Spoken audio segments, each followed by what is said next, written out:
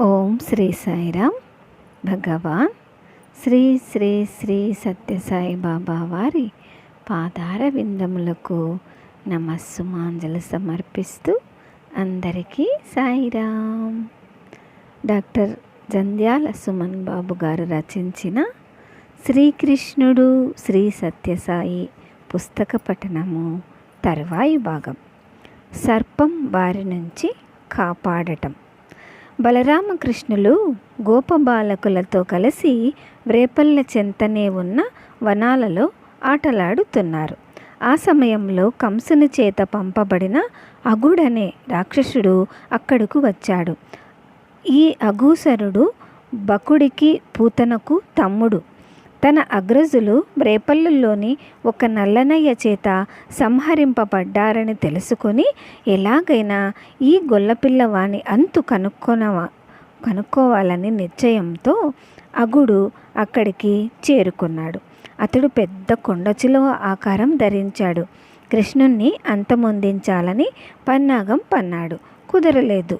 చివరకు గోపాలురంతా కృష్ణునికి ఆప్తులు కాబట్టి ఆ గోపాలకులను పట్టుకుంటే కృష్ణుడు దగ్గరికి వస్తాడని అఘాసురుడు భావించాడు. గొల్లపల్లెకు వెళ్ళే దారిలో అడ్డంగా పడుకున్నాడు. గోపబాలురు ఆ దారినే వస్తున్నారు. ఈ కొండ చిలువ దారికి అడ్డంగా ఉండటం చూశారు కూడా. అయినా బకుణ్ణి చంపిన కృష్ణుడు మనకు అండగా ఉన్నప్పుడు ఈ పాము మనల్ని ఏమి చేస్తుంది? ఒకవేళ ఏమైనా చేస్తే బకుడికి పట్టిన గతి దీనికి పడుతుంది అని దాన్ని దాటి వెళ్ళడానికి ప్రయత్నించారు. కానీ అది నోరు తెరుచుకొని ఉండటం వల్ల గోగణంతో సహా గోపాలురు బిల్లంలాగా ఉన్న దాని నోట్లో ప్రవేశించారు. కానీ కృష్ణుని కోసం ఎదురు చూస్తున్న అగుడు ఆ బాలురను ఏమీ చేయలేదు. కదలక మెదలక అలాగే ఉండిపోయాడు.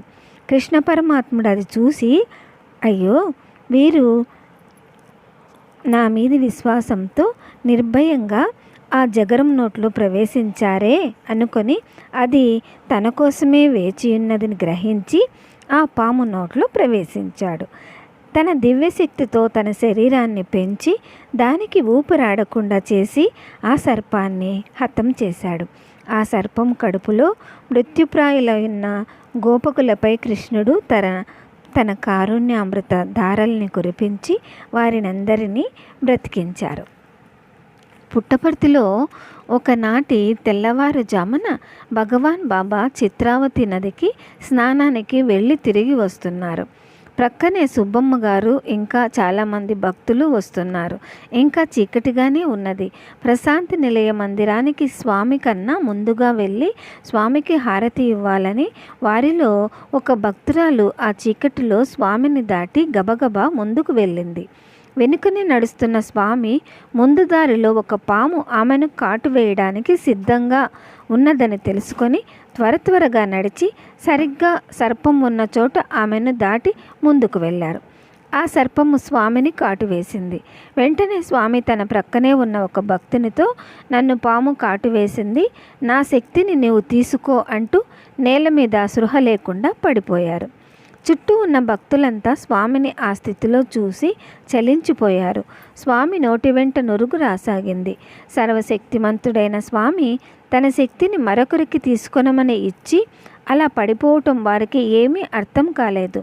కొందరు భక్తులు స్వామి తల్లిదండ్రులకు చెప్పటానికి పరుగులు తీశారు. మరికొందరు భక్తులు మంత్రవాడి కోసం వెతకసాగారు. స్వామి ఎవరికైతే శక్తిని ప్రసాదించారో ఆ వ్యక్తి ఏమి చేయాలో తెలియక స్వామి అన్నట్లుగా హస్తచాలనం చేశాడు. అతని చేతిలోకి విభూది వచ్చింది. అతడు ఆ విభూతిని పాము కాటు వేసిన చోట రుద్దాడు. కొంచెము విభూతిని నీళ్ళల్లో వేసి స్వామి చేత త్రాగించాడు. భగవాన్ బాబా లేచి కూర్చున్నారు. ఆయన శక్తి తిరిగి ఆయనకు చేరింది. భయాందోళనలతో స్వామి తల్లిదండ్రులు, మంత్రవేత్త మరికొందరు అక్కడికి చేరుకున్నారు. ఇంతలో స్వామి యథాస్థితిని పొంది ఆనందంతో కనిపించారు. విజయవాడ ప్రక్కనే ఉన్న గొల్లపూడి గ్రామంలో బేబీ గారు అనే స్వామి భక్తురాలు ఉన్నారు. ఆమె నిత్యము శ్రీ సత్యసాయి భగవానుని నామస్మరణ చేస్తూ ఉండటం వల్ల స్వామి అపారమైన అనుగ్రహంతో ఆమె కుటుంబాన్ని కాపాడిన సన్నివేశం ఇది. ఆమె అల్లుడు పరమేశ్వరరావు గారికి ఒక చిన్న కారు ఉంది. దానిని ఆయన అద్దెకు త్రిప్పుతుంటారు. ఒక రోజున ఒక పశువుల డాక్టర్ గారు ఆ కారును గుంటూరు వెళ్ళి రావడానికి మాట్లాడుకున్నారు. సమయానికి డ్రైవర్ లేకపోవడం వల్ల పరమేశ్వరరావు గారే కారు నడపటానికి సిద్ధమయ్యారు. ఇద్దరు గుంటూరులో ఆ డాక్టర్ గారి బంధువు ఇంటికి చేరుకున్నారు. అది తెల్లవారుజాము సమయము. డాక్టర్ గారు ఇంటి లోపల ఉన్నారు. ఇంతలో పరమేశ్వరరావు గారు కాలకృత్యాలు తీర్చుకొని వద్దామని ఊరు బయటకు వెళ్ళి తిరిగి వస్తున్నారు. కాలిపై ఏదో కుట్టినట్లయింది. ఏదోలే అనుకొని తిరిగి వచ్చి కారులో కూర్చొని కాఫీ త్రాగుతున్నారు. క్రమక్రమంగా శరీరం అంతా స్వాధీనం తప్పుతున్నట్లయింది. నాలుక లోపలకు గుంజుతున్నట్లయింది. ఇంతలో ఆ డాక్టర్ గారు వచ్చి కారులో కూర్చున్నారు ప్రయాణానికి. అప్పుడు పరమేశ్వరరావు గారు ఆయనకు తన పరిస్థితిని తెలియచెప్పటానికి నోట మాట రాక పెన్ను తీసుకొని చేతి మీద వ్రాసి చూపించారు. నాలుక స్వాధీనం కావటం లేదు అని. ఆయన వెంటనే పరమేశ్వరరావు గారిని ఒక మెడికల్ షాప్ యజమాని దగ్గరకు తీసుకొని వెళ్ళారు. ఆ యజమాని వెంటనే తన షాపులో ఉన్న 4,000 రూపాయలు జోబులో వేసుకొని పరమేశ్వరరావు గారిని తీసుకొని ఒక ప్రైవేటు హాస్పిటల్కు చేరుకున్నారు. వాళ్ళు జనరల్ హాస్పిటల్కి వెళ్ళమంటే ఇద్దరు జనరల్ హాస్పిటల్కి వెళ్ళారు. ఆ మెడికల్ షాప్ యజమాని ఆదుర్దాతో అక్కడ కనిపించిన డాక్టర్లందరినీ ఆయనను బ్రతికించమని ఎంత డబ్బైనా ఇస్తానని ప్రార్థించసాగాడు. అప్పటికే పరమేశ్వరరావు గారికి ఒంటి రంగు మారిపోతున్నది. శ్వాస సరిగా ఆడటం లేదు. నోటి వెంట నురుగు రాసాగింది.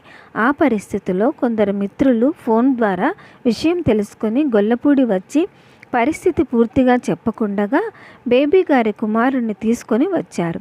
హాస్పిటల్ డాక్టర్ వచ్చి పరమేశ్వరరావు గారి పరిస్థితి చూసి పెదవి విరిచి వెళ్ళిపోయాడు. తర్వాత ఆయనను శవాల నుంచి గదికి తరలించారు. ఆ సమయంలో తెల్లని దుస్తులతో ఉన్న ఒక డాక్టర్ వచ్చి అందరూ వదిలిపెట్టి వెళ్ళిపోయారన్నమాట. వీళ్లకు కావలసింది డబ్బులే కానీ వైద్యం చేయటం కాదు అంటూ గబగబా మరొక 2 డాక్టర్లను 2 నర్సులను గట్టిగా పిలిచి పరమేశ్వరరావు గారిని అప్పటికప్పుడు ఒక వార్డులోకి తెప్పించి ఆ గదిలో ఆ 3 డాక్టర్లు ఆయనకు శరీరం అంతా మర్దన చేయసాగారు.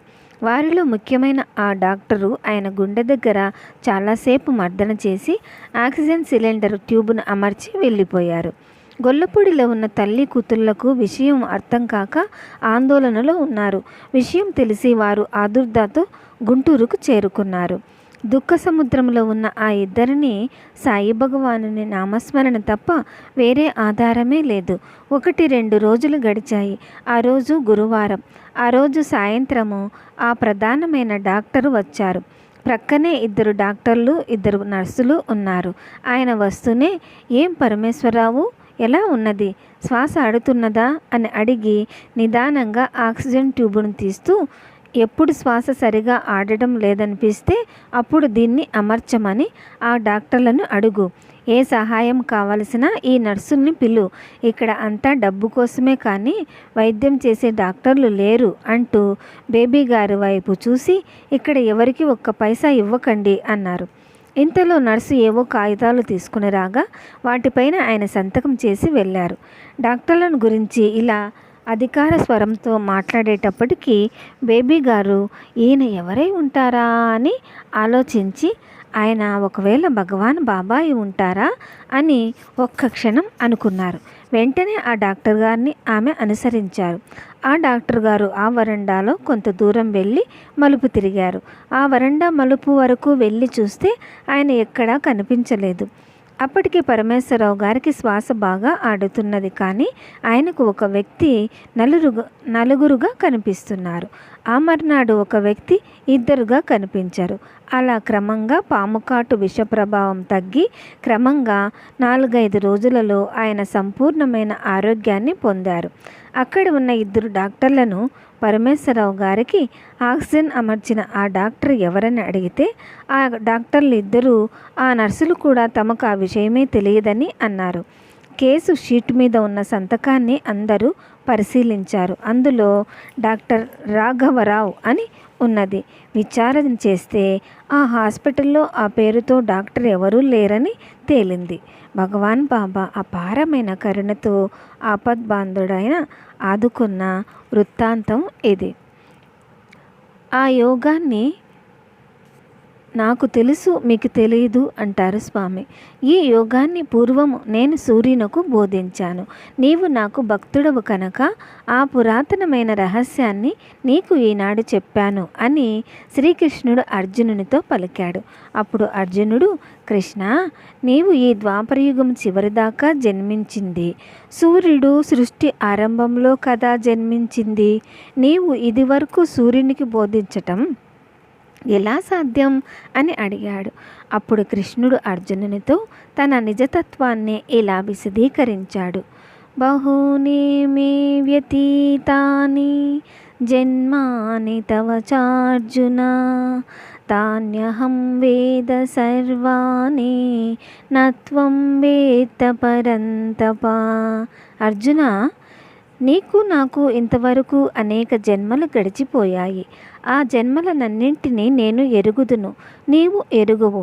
నేను పుట్టుక లేని వాణ్ణి, అపారమైన శక్తి సంపన్నుణ్ణి, సమస్త ప్రాణులకు ఈశ్వరుణ్ణి. అయినప్పటికీ ప్రకృతిని స్వాధీనంలో ఉంచుకొని నా మాయా ప్రభావంతో, నా సంకల్పంతో నేను అవతరిస్తున్నాను అన్నారు. ఒకసారి ఒక వ్యక్తి, స్వామి, మీరు భగవతావతారులా అని అడిగారు. అందుకు సమాధానంగా స్వామి, అవును, నేనే కాదు, మీరందరూ అవతార రూపులే. రక్త మాంసాలతో కూడిన ఈ శరీరం అనే కవచము ధరించిన దివ్యతత్వాలే. నాకు మీకు ఎన్నో జన్మలు గడిచిపోయాయి. అయితే ఆ విషయం నాకు తెలుసు, మీకు తెలియదు. మీరు జన్మ జన్మాంతర కర్మఫలంగా ఈ శరీరంలో అవతరించారు. అయితే నేను నా సంకల్ప బలంతో ఈ శరీరాన్ని స్వీకరించాను. మీరు మీ శరీరాలతో త్రిగుణాలనే త్రాళ్లతో బంధింపబడ్డారు. నేను గుణాతీతుణ్ణి, బంధరహితుణ్ణి. మీరు కోరికలతో అటు ఇటు చలిస్తారు. మిమ్మల్ని కోరికలు లేని నిశ్చల స్వభావాలుగా చేయాలనే కోరిక తప్ప నాకు కోరికలు లేవు. నేను అవతరించింది ఎన్నో మహత్తర కార్యములు నిర్వహించటానికి, మానవలోకాన్ని ఉద్ధరించటానికి, మానవులనందరినీ సత్య, ధర్మ, శాంతి, ప్రేమ మార్గములో నడిపించి వారిని గమ్యస్థానం చేర్చడానికి అని అన్నారు. దివ్యత్వం గుర్తించిన సిద్ధ పురుషులు. యమునా నదీ తీరంలోని అరణ్యంలో బాలకృష్ణుడు తోటి గోపాల బాలకులతో కలిసి గోవులను మేపుతూ చెట్లు చేమలలో విహరిస్తున్నాడు. ఆ సమయంలో వామదేవ భరద్వాజ ఋషులు ఆ మార్గంలో వెళుతూ గోపాల బాలకుల్ని చూసి అక్కడున్న యమునా నదిలో స్నానం చేయటానికి పాములు మొసళ్ళు లేని భద్రమైన ప్రదేశం ఎక్కడా అని అడిగారు. గోపాల బాలకులు ఎవరూ సరియైన సమాధానం చెప్పలేదు. అప్పుడు భాండీరం అనే పేరుగల వటవృక్షంపై ఆసీనుడై ఉన్న బాలకృష్ణుడు వారి దగ్గరికి వచ్చి యమునలో కుశలమైన రేవును చూపించి, మీ అనుష్ఠానములైన తర్వాత ఇక్కడికి రండి, మీగడ పెరుగులతో మంచి వంటకములు, తీయని పాయసములు తెచ్చుచున్నాము. వాటిని మీరు ఆరగింతురు గాని, గోరువెచ్చని గోవు పాలు కావాలంటే ఉపయోగించుకుందురు గాని, నేను నందనందనుణ్ణి, కృష్ణుడనే వాణ్ణి. ఈతడు మా అన్న బలదేవుడు. ఈ గోవులన్నీ మావే అన్నాడు. ఈ మాటలు విని వామదేవ భరద్వాజ మహామునులు బలరామకృష్ణుల ఆకార తేజో వైభవానికి ఆశ్చర్యపడి గోపాలకులతో ఇటువంటి రూపం గలవారు ఉండటమా అనుకొని ఒక్క క్షణం కళ్ళు మూసుకొని జ్ఞాననేత్రంతో దర్శించారు.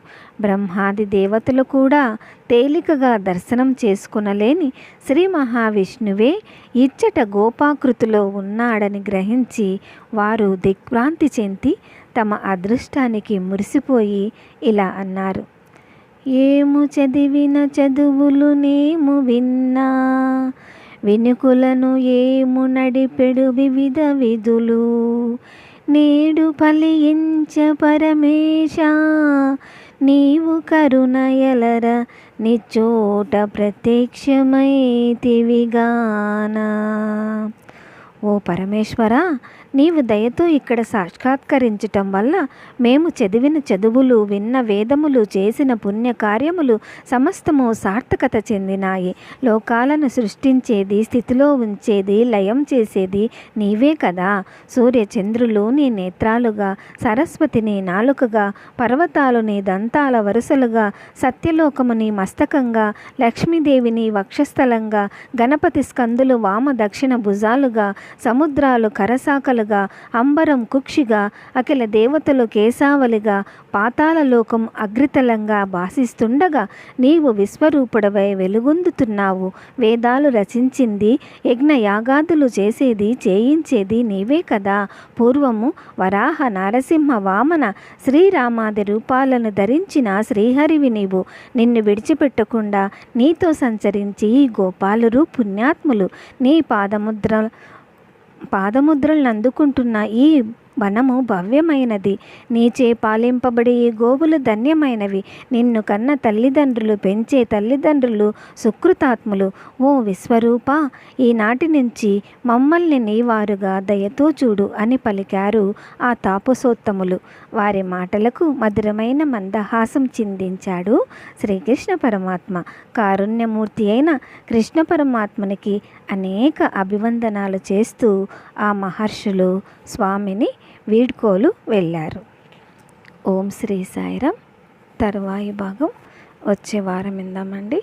జై బోలో భగవాన్ శ్రీ సత్య సాయి బాబాజీకి జై. సమస్త లోకాః సుఖినో భవంతు. ఓం శాంతి శాంతి శాంతి. అందరికీ సాయిరామ్.